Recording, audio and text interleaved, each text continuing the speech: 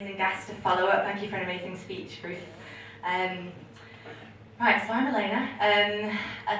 I'll just focus on one incident of this year that had quite an impact on me, and I think we'll all be able to draw parallels from that incident. Hopefully everyone will with themselves. So I'll start with a quote. We cannot change the inevitable. The only thing we can do is play on the one string we have, and that is our attitude.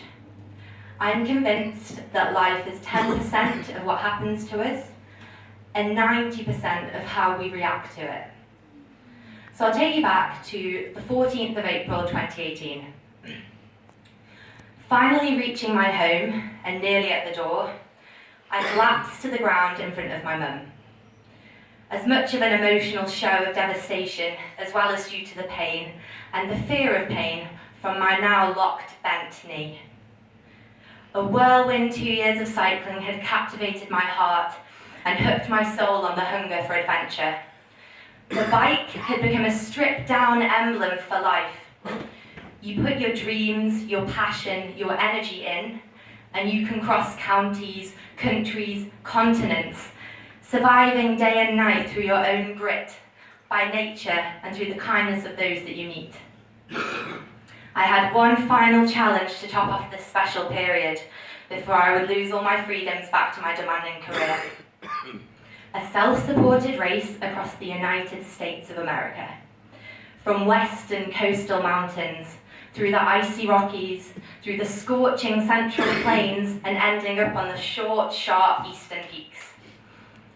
I spent winter saving funds through a temporary job in Wales.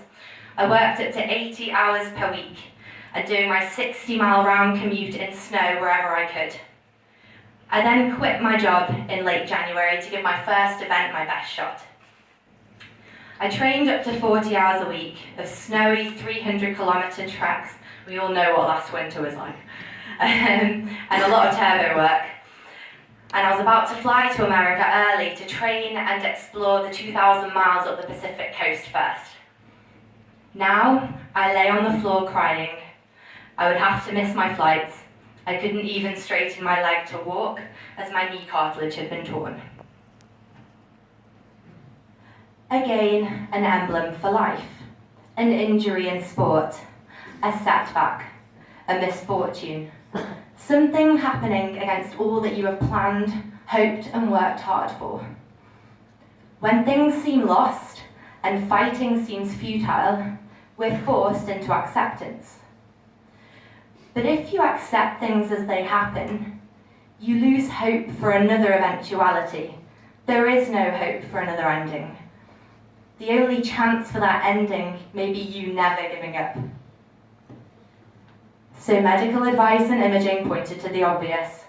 But 5 weeks before the Trans-America bike race, I could walk slightly with a straight leg. 4 weeks to the start date, I rebooked new flights and I flew to America with all of my kit, carrying mild hope, but not so much that I would just hurt myself emotionally again. Unfortunately, walking really hurt, so I waited alone in an apartment, day after day. Probably the hardest thing I've ever done. Patience, perseverance, even feeling when all was a futile, expensive waste of my time. And trying to maintain inner strength, containing your optimism, facing an unknown every day. Then a flat 8-mile ride took me outside to the coast.